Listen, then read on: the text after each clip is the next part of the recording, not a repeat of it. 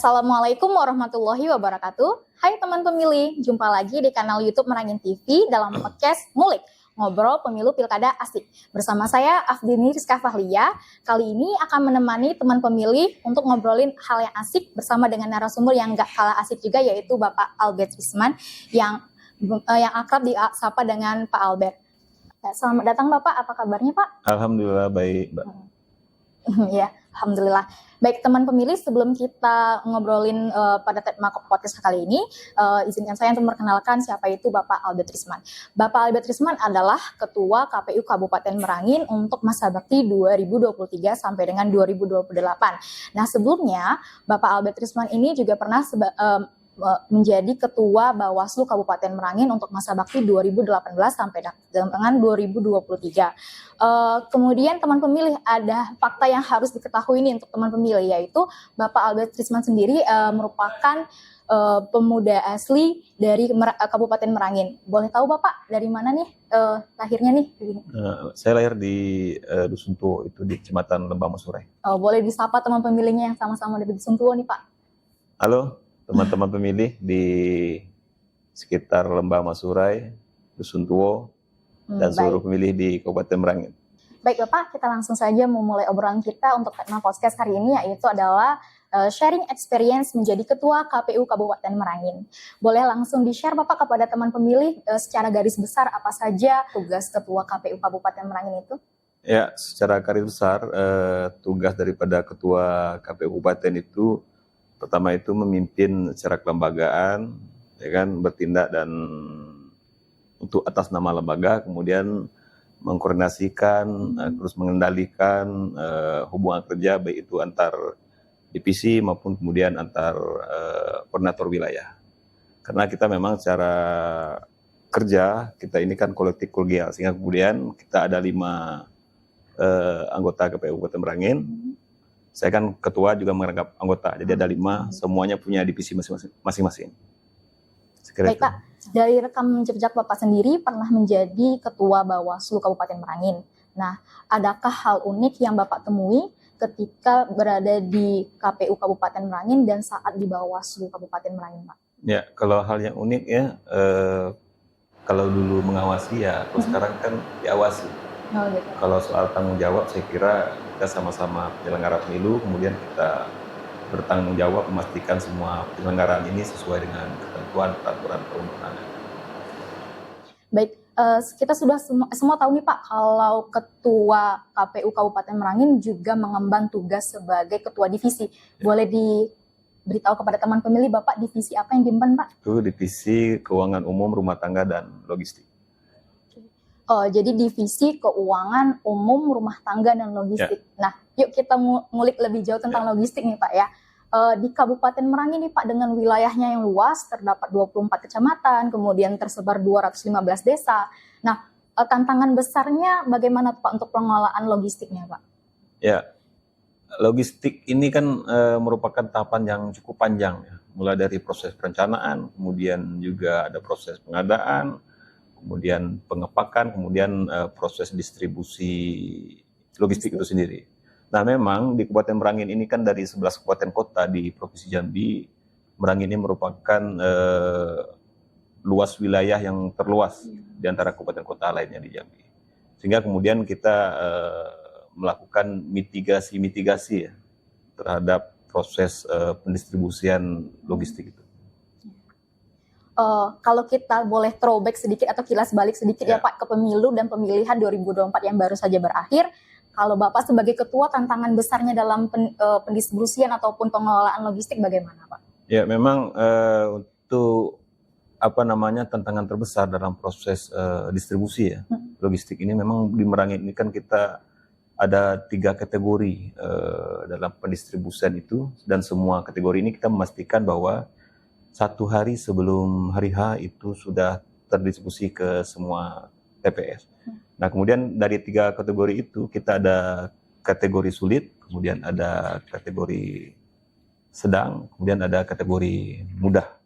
Nah, ini kemudian harus kita mitigasi dan kemudian kita lakukan koordinasi ke semua stakeholder, mulai stakeholder yang tingkatan kabupaten, kecamatan, dan sampai desa dan RT.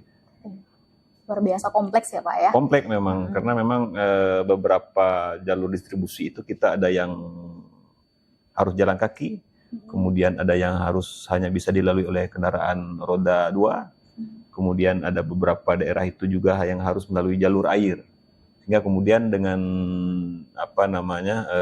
kondisi topografi kita yang berat, kemudian juga dipengaruhi oleh cuaca, sehingga kemudian memang kita butuh banyak pihak untuk melakukan proses distribusi. Iya. Dari yang Bapak jelaskan tadi bisa disimpulkan bahwa pendistribusian logistik merupakan bagian yang paling krusial ya untuk dilakukan karena menentukan suksesnya pemenuhan kebutuhan logistik di TPS. Iya, Pak, ya? sangat krusial karena memang dari semua tahapan yang panjang itu kalau kemudian logistik ini umpamanya kena hujan, kemudian kebasahan air ya, sehingga mengakibatkan logistik itu rusak, kita tidak punya waktu lagi untuk melakukan pencetakan atau pengadaan ulang logistik. Sehingga kemudian kita semua pihak dan KPU itu sendiri untuk memastikan bahwa logistik itu benar-benar utuh sampai ke TPS.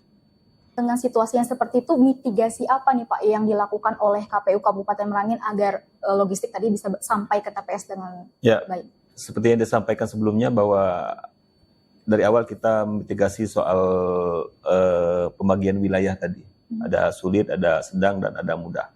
Nah kemudian kita juga memitigasi persoalan jalur pendistribusian. Ada yang potensinya longsor, ada kemudian juga banjir. Nah ini kita mitigasi dari awal. Seperti kemarin kita juga di Pilkada ya, kita kemarin juga distribusi karena jembatannya putus dan kita harus menyeberang menggunakan ketek ya atau perahu.